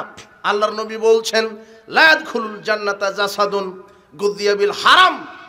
ওই দেহ জান্নাতে যাবে না যেই দেহ হারাম খাদ্য দ্বারা গঠিত হয়েছে। সুদ, ঘুষ, দুর্নীতি, মাদক এগুলি হারাম। হারাম খাদ্য থেকে আপনি বেঁচে থাকার চেষ্টা করেন। বলছিলাম, ভ্রান্ত আলেম, এক শ্রেণীর আলেমকে দিয়ে আল্লাহ জাহান্নাম উদ্বোধন করবেন। সাওবান রাদিয়াল্লাহু আনহু বলছেন, রাসূল সাল্লাল্লাহু আলাইহি ওয়াসাল্লাম বলেছেন, ইন্না মিম্মা আতাখাওয়াফু মিনহু আলা উম্মতি আইম্মাতান মুদিল্লিন। আমার উম্মতের মধ্যে আমি সবচেয়ে যেটা বেশি ভয় করছি সেটা হলো আলেম সমাজ, তারা হবে ভ্রান্ত। আমার উম্মতের মধ্যে সবচেয়ে বড় যেটা বেশি ভয় করছি তা হচ্ছে আলেম সমাজ, যারা অধিকাংশ হবে ভ্রান্ত। কিভাবে? সাতাবুদু কাবাইল মিন উম্মাতিল আওসান। আমার উম্মতের অনেক মানুষ মূর্তি পূজারীদের সাথে আপনার ইবাদত করবে। আমার উম্মতের অনেক মানুষ মূর্তির ইবাদত করবে। ওয়াসাতাল হাকু কাবাইল মিন উম্মতি বিল মুশরিকিন। আমার উম্মতের অনেক মানুষ মুশরিক বিজাতিদের সাথে মিশে যাবে। আমার উম্মতের অনেক মানুষ, সে আলেম হোক আর সাধারণ ব্যক্তি হোক, আল্লাহর নবীর এটা ভয় থেকে গেছে। আমার উম্মতের সবচেয়ে বড় যেটা ভয় করলাম, আলেম হবে ভ্রান্ত, তারা মূর্তি পূজকদের সাথে মিশে যাবে, তারা বিজাতিদের সাথে মিশে যাবে। আজকে সব জায়গাতে বিজাতিদের অনুসরণ করা হচ্ছে। আপনি লক্ষ্য করুন, আব্দুল্লাহ ইবনে আমর রাদিয়াল্লাহু আনহু বলছেন, রাসূল সাল্লাল্লাহু আলাইহি ওয়াসাল্লাম বলেছেন, লা ইয়াতি আন্নাল উম্মতি মা তালা বানি ইসরাইল। আমার উম্মতের ওই অবস্থা হবে, আমার মুসলিম উম্মতের ওই অবস্থা হবে যে অবস্থা ইহুদি খ্রিস্টানের হয়েছিল। হাজওয়ান নাল বিন নাল, যেমন দুই পায়ের জুতার সমান, ঠিক আমার মুসলিম উম্মত ইহুদি খ্রিস্টান নীতি আদর্শ, অর্থনীতি, সমাজনীতি, সংস্কৃতি, রাজনীতি, শিক্ষানীতি ইহুদি খ্রিস্টানের যেমন হবে মুসলমানেরও তাই হবে। অফিস আদালত কোর্ট কাচারি তাই হবে, ইহুদি খ্রিস্টানের নীতিতে চলবে, অথচ মুসলিম হবে। আল্লাহর নবী বলছেন, হাত্তাইন কানা মিনহুম মান আতা উম্মাহু আলানিয়া। যদি ইহুদি খ্রিস্টানের মধ্যে এমন লোক খুঁজে পাওয়া যায় যে তারা মায়ের সাথে জেনা করে, লাকানা ফি উম্মতি মা ইয়াসনাউ যালিক, তাহলে আমি মুহাম্মদ সাল্লাল্লাহু আলাইহি ওয়াসাল্লামের মুসলিম উম্মতের মধ্যেও কিছু কুলাঙ্গার থাকবে যারা মায়ের সাথে জেনা করবে। তার একটা পাপ হচ্ছে সুদের পাপ। আল্লাহর নবী বলছেন, যে কোনো পুরুষ যদি 1 টাকা সুদ খায় তাহলে 36 বার মায়ের সাথে জেনা করলে যা পাপ হয়, 1 টাকা সুদ খেলে তার চাইতে বেশি পাপ হয়। তাহলে যারা সুদের সাথে জড়িত, এরা মায়ের সাথে জেনা করার মতো কি করছে? বুঝেননি মনে হয় কথা। বোঝা আবার কঠিন। আপনি যদি সুদের মধ্যে থাকেন তাহলে তো বক্তব্য বুঝতে পারবেন না। বিড়ি সিগারেট জর্দার বক্তব্য দিলে বুঝতে চায় না, কেন? ও নিজেই খায়, এই জন্য বোঝা কঠিন। সুদের বক্তব্য দিলেও বুঝতে চায় না, কেন? ও নিজে ব্যাংকের সাথে জড়িত। ও মাস্টার হলে কি হবে? ব্যাংক থেকে সুদের টাকা নেয়। ও প্রিন্সিপাল হলে কি হবে? সুদ খায়। মাদ্রাসার প্রিন্সিপাল ঘুষখোর। ওই প্রিন্সিপালেরই মাথা ফাটাবে আল্লাহ বিচারের মাঠে, ওই আপনার ওই কবরে। প্রিন্সিপাল ভালো বক্তব্য দিয়েছে, ভালো করেনি, প্রিন্সিপাল সাহেব বলছে আমি সুপারিশ করতে পারি, ওর জন্য 5 লক্ষ টাকা রেখে দিতে হবে। মাদ্রাসার প্রিন্সিপাল 2বার হজ করা আছে, 6বার উমরা করা আছে, মাদ্রাসার প্রিন্সিপাল ঘুষখোর। ও দাড়ি টুপি রেখেছে সাইনবোর্ড, কাপড়ের ব্যবসা করতে বসেছে, 6বার হজ করে, দাড়ি টুপি ঠিক আছে, একেবারে আলখাল্লা জুব্বাও ঠিক, মেহেদি দেওয়া, দাড়ি তো আছে মেহেদি দেওয়া, দেওয়ার পরে মিথ্যা কসমে ব্যবসা করছে। আল্লাহর কসম 5,000 টাকা দিয়ে কিনাই আছে, অথচ কিনা আছে 2,000 টাকা দিয়ে, অথচ হাজি সাহেব, এরই মাথা ফাটানো হবে। এক শ্রেণীর মিথ্যুক আলেম আছে সমাজে, ভণ্ড প্রতারক শয়তানের দালাল আছে সমাজে। আল্লাহর নবী বলছেন, ইহুদি খ্রিস্টান যেমন হবে মুসলিম উম্মত তেমন হবে, ইহুদি খ্রিস্টান যেমন হবে মুসলিম উম্মত তেমন হবে। আপনি লক্ষ্য করেন, আপনি নামে মুসলিম, কিন্তু আপনার অফিস আদালত কোর্ট কাচারি শিক্ষাঙ্গন রাজনীতি অর্থনীতি সমাজনীতি শিক্ষানীতি সব ইহুদি খ্রিস্টানের কারিকুলামে ঢেলে ঢেলে সাজানো আছে। আপনি তার গোলামি করছেন। আপনি মুসলিম, আপনার আদর্শ কোথায়?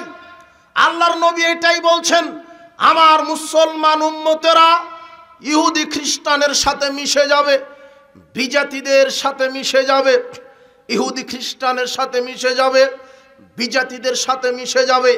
আর আমি সবচেয়ে যেটা বেশি ভয় করি আমার উম্মতের, তারা হচ্ছে ভ্রান্ত ভণ্ড আলেম, ভ্রান্ত পথভ্রষ্ট আলেম। পথভ্রষ্ট আলেম আবার পথভ্রষ্ট হবে মানে? হ্যাঁ, আলেমই পথভ্রষ্ট। আল্লাহর নবী বলছেন, মান সুয়েলা আন ইলমিন, যে আলেমকে তার জানা বিষয়ে জিজ্ঞাসা করা হলো, আচ্ছা বলেন তো এটা শিরক না বেদাত? আবু দাউদের হাদিস, আল্লাহর নবী বলছেন, শোনো, যে আলেমকে জানা বিষয়ে জিজ্ঞাসা করা হলো, ফাকাতামাহু, এরপরে আলেম জানার পরও গোপন রাখলো, চাকরি বাঁচানোর জন্য, সমাজে মর্যাদা, বাপদাদা থেকে করে আসছি, হক কথা বলা যাবে না, ও সত্যটা জানে, এরপরও জানার পরও বলল না, হকটা বলল না, আলজামাহুল্লাহু বিলিজামিন মিন নারি ইয়াউমাল কিয়ামা, এই আলেমকে আল্লাহ জাহান্নামের লাগাম পরাবেন কিয়ামতের দিন। কাকে জাহান্নামের লাগাম পরাবেন? আলেমকে। আলেমকে জাহান্নামের লাগাম পরাবেন। কোন আলেম? যেই আলেম হক জানে কিন্তু হক মানে না, হক জানে কিন্তু হক জাতির সামনে বলে না। এরকম অনেক আলেম আছে সমাজে যারা ইবলিস শয়তানের দালালি করছে। শোনেন, মানুষের ঈমানকে নষ্ট করার জন্য শয়তান 4 দফা কর্মসূচি হাতে নিয়েছে, আপনার ঈমানকে নষ্ট করে দিবে। ওযু নষ্ট হয় কারণ আছে, সিয়াম নষ্ট হয় কারণ আছে, ঠিক মানুষের ঈমান ভেঙে যায় নষ্ট হয় তার কারণ আছে। শয়তান 4 দফা কর্মসূচি নিয়ে মাঠে নেমেছে মুসলমানদের ঈমান নষ্ট করার জন্য। এক, শিরক, শিরকের মাধ্যমে শয়তান মানুষের ঈমান নষ্ট করে দিচ্ছে। শিরক কি? আল্লাহর সমকক্ষ কাউকে মনে করা, আল্লাহর সমান কাউকে মনে করা। সন্তান আল্লাহ দিতে পারে, আপনি যদি মনে করেন না, ওই যে মহাস্থানগড় যে পীরের কাছে গেলেই সন্তান দিতে পারে, পীরের আস্তানাতে গেলে সন্তান চলে আসবে। পীর যে পুকুরে গোসল করেছে, ওই গোসলে ডুব দিলে পেটে বাচ্চা চলে আসবে। এটা হলো আপনার আকীদা। পাপ ক্ষমা করতে পারে আল্লাহ। আপনি যদি বলেন না পীর মানুষের পাপ ক্ষমা করতে পারে, জান্নাত জাহান্নাম দাতা আল্লাহ, আপনি যদি মনে করেন পীর সুপারিশ করে জান্নাত দিতে পারে, তাহলে আপনি মুশরিক, আপনার ঈমান ভেঙে গেছে। আল্লাহ বলছেন, ইন্না সলাতি ওয়া নুসুকি ওয়া মাহইয়ায়া ওয়া মামাতি লিল্লাহি রাব্বিল আলামিন। শুনেন, আল্লাহ বলছেন, নিশ্চয় সালাত, আমার কুরবানি, আমার হায়াত, আমার মৌত সব আল্লাহর জন্য নিবেদিত। এইভাবে আল্লাহ বলতে বলছেন, আমার সালাত, আমার সিয়াম, আমার হজ, যাকাত, কুরবানি, আমার আশা ভরসা, আমার প্রার্থনা, আমার সেজদা, আমার মানত, আমার প্রার্থনা, আমার চাওয়া পাওয়া ভরসা সব কার জন্য নিবে। কিন্তু আপনি যদি পীরের কাছে মাজারে গিয়ে চান, সাহায্য চান, পীরের দরগায় মানত করেন, পরিবারে বরকত আশা, লাভে, তাহলে আপনি মুশরিক, আপনার ঈমান নষ্ট হয়ে যাবে। আল্লাহর সাথে শিরক করলে ঈমান নষ্ট হয়ে যায়। পীরের মুরিদ না হলে জান্নাত হবে না, এই আকীদা শিরক। পীর সাহেব কবরে জীবিত থেকে মানুষের কল্যাণ অকল্যাণ করতে পারে, এই আকীদা শিরক। কবরে গিলাপ চড়ানো, আগরবাতি, ফুল, মোমবাতি জ্বালানো বরকতের আশায়, এগুলি হলো শিরক। কবরে সেজদা করলে বালা মুসিবত দূর হয়, খানকা মাজার ওরসে মানত করলে বালা মুসিবত দূর হয়, এই আকীদা শিরক। পীরের সুপারিশ ছাড়া জান্নাত হবে না, এই আকীদা শিরক। আপনার এই শিরকি আকীদা নিয়ে যদি মারা যান, ঈমান নষ্ট হবে, জান্নাত হবে না। শিরক করে যে মারা যায়, আল্লাহ তার উপরে জান্নাত হারাম করে দেন। তাবিজ ঝোলানো শিরক। মান আল্লাহকে তামিমা ফাকাদ আশরাকা, যে ব্যক্তি তাবিজ ঝোলালো সে আল্লাহর সাথে শিরক করলো। আপনার হাতে, কোমরে, গলায় যদি তাবিজ থাকে তাহলে আপনি মুশরিক, আপনার সালাত সিয়াম কবুল হবে না। এখন খুলে ফেলে মৃত্যুবরণ করলে জান্নাত হবে ইনশাআল্লাহ, কিন্তু তাবিজ নিয়ে মারা গেলে জান্নাত হবে না। কেন? আপনি মুশরিক। সমাজে অনেক শিরক আছে, অশুভ কুলক্ষণ চালু আছে, সমাজে শিরক আছে। শিরকের মাধ্যমে শয়তান মানুষের ঈমানকে নষ্ট করে দেয়। 1 2 কুফর। কুফর যদি বড় কুফর ঘটে যায় তাহলে ঈমান নষ্ট হবে। বড় কুফর কি? আল্লাহকে অস্বীকার করা, পরকালকে অস্বীকার করা। বড় কুফর কি? কোরআন মাজিদের আয়াতকে অস্বীকার করা। বড় কুফর কি? কোরআন হাদিসকে সন্দেহ করা, কোরআন হাদিসের কোনো আয়াতকে সন্দেহ করা, তুচ্ছ তাচ্ছিল্য করা। বড় কুফর কি? রাসূলের সুন্নাহকে নিয়ে ব্যঙ্গ করা। মানুষ আজকে পৃথিবীতে আছে, আল্লাহর বিধানকে নিয়ে কটাক্ষ করে, আল্লাহর বিধানকে নিয়ে কটাক্ষ করে। কি? আরে চুরি করলে হাত কেটে ফেলা হয়, এটা আল্লাহর অমানবিক একটা বিধান, নাউজুবিল্লাহি মিন জালিক। বিবাহের পরে জেনা করলে মেরে ফেলা হয়, এটা আল্লাহর অমানবিক একটা বিধান। এইভাবে কিছু নাস্তিক আল্লাহর বিধানের বিরুদ্ধে কথা বলছে, অথচ আল্লাহর বিধানই চূড়ান্ত। আল্লাহর বিধানকে নিয়ে যদি কেউ কটাক্ষ করে সে হলো কাফের, তার ঈমান নষ্ট হয়ে যায়। আল্লাহর বিধানই চূড়ান্ত। চুরি করলে হাত কাটতে হবে, বিবাহের পরে জেনা করলে তাকে মেরে মেরে মেরে ফেলতে হবে। আপনার জেনায় লিপ্ত হলে বিবাহের পরে তাকে মেরে মেরে মেরে ফেলতে হবে। চুরি করলে হাত কাটা হবে, মদ পান করলে 40 লাঠি পিটাতে হবে, 40টা জুতার পিটা করতে হবে। এগুলি আল্লাহর বিধান। আল্লাহর বিধানকে যারা ঘৃণা করে, যারা অস্বীকার করে, এরা হলো কাফের। আপনি দেখেন আল্লাহর বিধানকে অস্বীকার করা হচ্ছে, এরা মুসলিম মুখে পরিচয় দেয়, কিন্তু সংবিধানে আল্লাহর বিধান নেই, সংবিধান মানুষের বিধানে পরিচালনা করছে। এই জন্য বড় শিরক, যদি বড় কুফরি যদি ঘটে যায়, ঈমান নষ্ট হবে। রাসূলের সুন্নাহকে নিয়ে ব্যঙ্গ করা, এটা হলো কুফরি। রাসূলের সুন্নাহকে নিয়ে ব্যঙ্গ করা, রাসূলের আদর্শকে নিয়ে ব্যঙ্গ করা।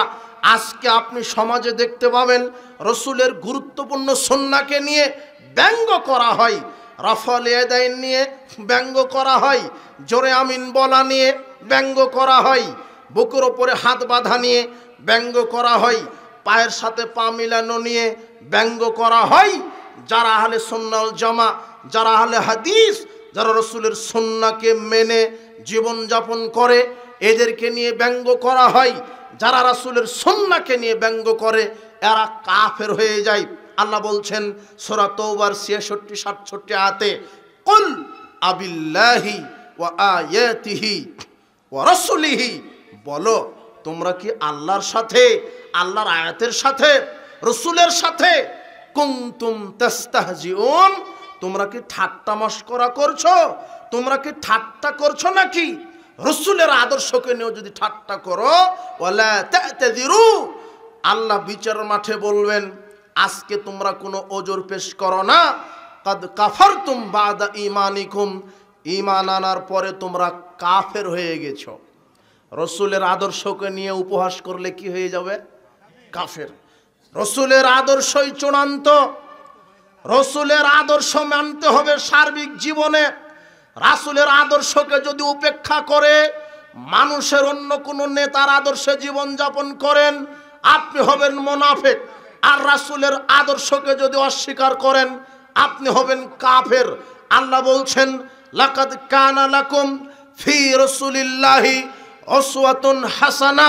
আল্লাহ বলছেন, শোনো, সারা পৃথিবীর সব মানুষের জন্য আমি রসুলের মধ্যে আদর্শ দিয়ে দিলাম।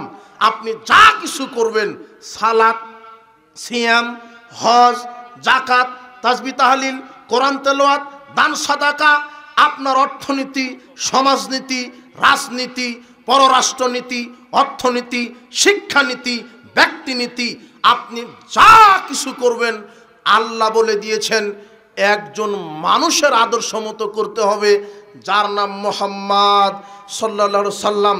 দুর্ভাগ্যজনক সত্য হলেও এটা সত্য,